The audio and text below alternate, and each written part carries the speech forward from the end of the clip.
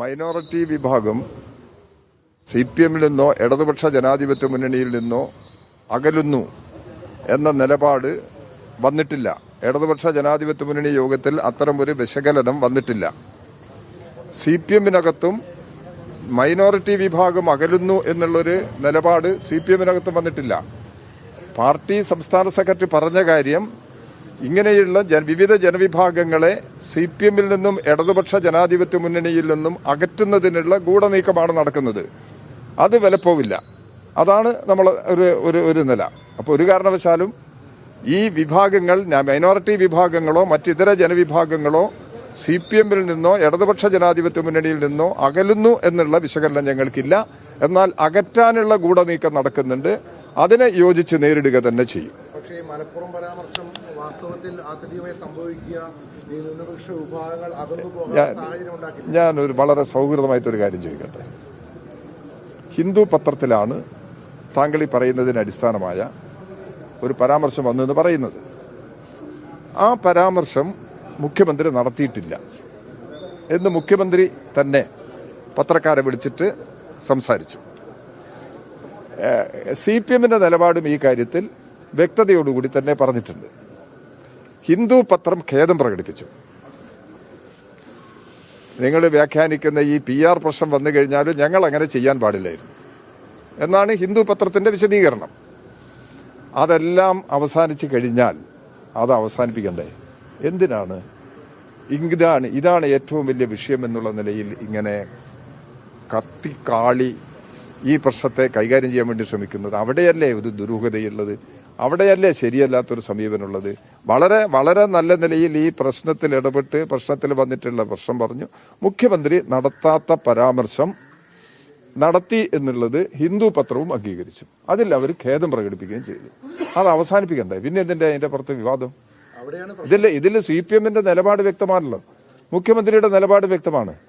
മുഖ്യമന്ത്രി പരാമർശം നടത്താത്ത ഒരു വിഷയം വന്നത് അതിനെ ഖേദം പ്രകടിപ്പിച്ചുകൊണ്ട് ഹിന്ദു പത്രം തന്നെ സ്റ്റേറ്റ്മെന്റ് ഇറക്കി കഴിഞ്ഞാൽ പിന്നെ അതിന്റെ മേലെ ഒരു നിലപാട് സ്വീകരിക്കേണ്ട പ്രശ്നമുണ്ട്. അത് ദയവ് ചെയ്തിട്ട് എനിക്കിതിൽ കൂടുതൽ വിഷയങ്ങളൊന്നും പറയാനില്ല. എന്താ ഇന്ത്യ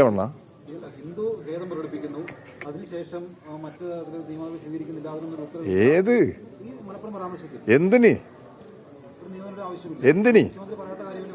അല്ല, അത് ഹിന്ദു പത്രമാണ് ആലോചിക്കേണ്ടത്. അല്ല, എനിക്ക് അതിനെപ്പറ്റി മുഖ്യമന്ത്രി കാര്യങ്ങളെല്ലാം സംസാരിച്ചു. ഇന്നലെ CPM-ന്റെ സംസ്ഥാന സെക്രട്ടറി ഇത് സംബന്ധിച്ച് നിങ്ങൾ തമ്മിൽ വലിയ ഏറ്റുമുട്ടൽ നടക്കുന്നതായി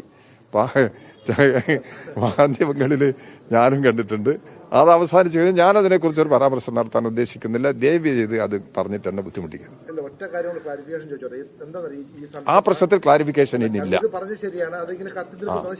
എന്തുകൊണ്ടാണെന്ന് ചോദിച്ചു കഴിഞ്ഞാൽ ഇപ്പൊ മുഖ്യമന്ത്രിയുടെ പേരിൽ ഫേസ്ബുക്ക് പോസ്റ്റ് ഇട്ടാൽ മുഖ്യമന്ത്രിയുടെ ഒരാൾ ആക്ഷേപിച്ചാൽ കേസെടുക്കും. പക്ഷേ ഇത് വർഗീയ പരാമർശം നടത്തുന്ന ഒരു പ്രസ്താവന, വർഗീയ പരാമർശം ഇല്ലെന്ന് വ്യാജമായിട്ട് ഹിന്ദു വർഗീയമായ പരാമർശം മുഖ്യമന്ത്രി നടത്തിയിട്ടുണ്ട്. നിങ്ങൾ പറഞ്ഞ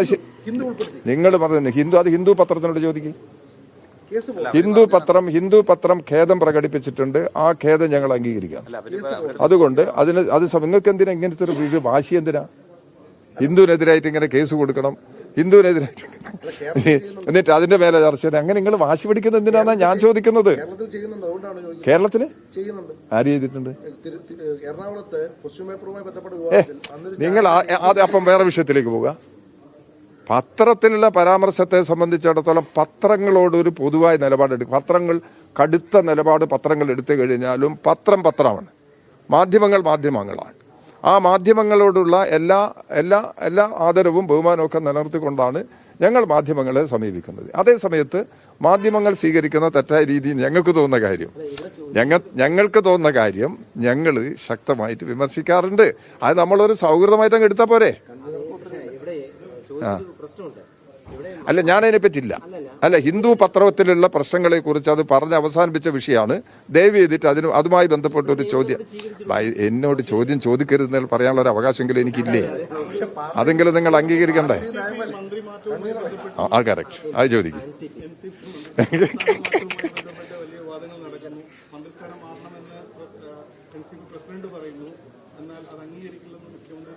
NCP മന്ത്രിയെ മാറ്റുന്ന പ്രശ്നം ഇടതുപക്ഷ ജനാധിപത്യ മുന്നണിയിൽ മുമ്പാകെ ഇതുവരെ വന്നിട്ടില്ല.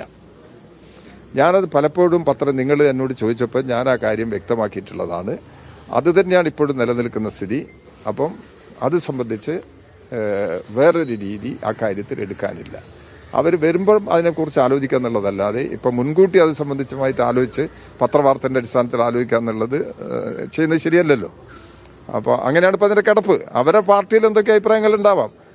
NCPക്ക് ഓരോ പാർട്ടിയുമാണ് മന്ത്രിമാരെ തീരുമാനിക്കുന്നത്. പക്ഷേ നമ്മളൊരു നിയമവ്യവസ്ഥയുണ്ട്. മന്ത്രിമാരെ നിശ്ചയിക്കുന്നത് മുഖ്യമന്ത്രിയാണ്.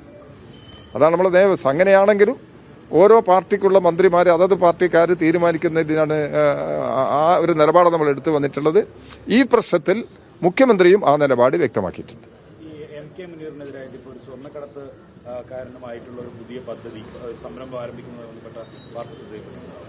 ഇത്തരത്തിൽ സ്വർണ്ണക്കടത്ത് ഒരു ചർച്ചയായി നിൽക്കുന്ന സമയത്ത് തന്നെ പ്രതിപക്ഷ പ്രധാനപ്പെട്ട ഒരു നേതാവ് ഇത്തരത്തിൽ സ്വർണ്ണക്കടത്തുകാരുമായി കൂട്ടുമുട്ടി. ഞാനിപ്പോൾ അതിനെക്കുറിച്ചൊരു പ്രതികരണം നടത്താൻ ഉദ്ദേശിക്കുന്നില്ല. അതിന്റെ വിവരങ്ങളെല്ലാം വരട്ടെ, അപ്പം നമുക്ക് കൂടുതൽ വ്യക്തതയോടുകൂടി പറയാം.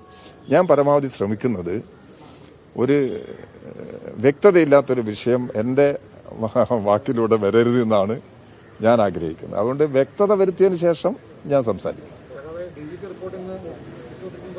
പിന്നെയും വരിക അത് ഗവൺമെന്റ് തലത്തിൽ വരുമ്പോൾ ഗവൺമെന്റ് അത് സംബന്ധിച്ച് പറയട്ടെ. അപ്പൊ നമുക്ക് നോക്കാം. കൺവീനർ TP രാമകൃഷ്ണൻ മാധ്യമങ്ങളെ കാണുകയായിരുന്നു. മതന്യൂനപക്ഷങ്ങളെ പാർട്ടിക്കെതിരാക്കാനുള്ള ശ്രമം നടക്കുന്നു എന്നാണ് അദ്ദേഹം ആരോപിക്കുന്നത്. പ്രത്യേകിച്ച് PR വിവാദവുമായി ബന്ധപ്പെട്ട് അദ്ദേഹം പറയുന്നു ഹിന്ദു വിശദീകരണം നൽകിയതാണ്, അത് തൃപ്തികരമാണ് എന്ന് പറയുന്നു. അപ്പോൾ അതല്ല ചോദ്യം ഉയരുന്നത്. ഹിന്ദു വിശദീകരണം നൽകിയതിലുള്ള കാര്യം അവർ ഖേദം പ്രകടിപ്പിച്ചു എന്നുള്ള കാര്യം സത്യമാണ്. അതിൽ PR-നെ പറ്റി പറയുന്നുണ്ട്. PR നൽകിയ ഭാഗമാണ് അവർ, മുഖ്യമന്ത്രി പറഞ്ഞതല്ല, PR നൽകിയ ഭാഗമാണ് എഴുതി ചേർത്തത് മലപ്പുറം പരാമർശം എന്ന് പറയുന്നത്. അങ്ങനെയാണെങ്കിൽ ഇത്തരം ഒരു കള്ളവാർത്തയാണ് എന്നിവർ അവകാശപ്പെടുമ്പോൾ അത് നൽകിയ മാധ്യമത്തിനെതിരെ നടപടി എടുക്കണ്ടേ എന്ന ചോദ്യത്തിന് അദ്ദേഹം ഇരുട്ടുകൊണ്ട് ഓട്ടയടക്കുകയാണ്. അദ്ദേഹത്തിന്റെ കാര്യം കൂടെ മനസ്സിലാക്കുന്നു. കാരണം മുഖ്യമന്ത്രി പറഞ്ഞതിനപ്പുറം ഒരു നിലപാട് എന്തായാലും LDF കൺവീനർ എടുക്കുമെന്ന് പ്രതീക്ഷിക്കുന്നില്ല.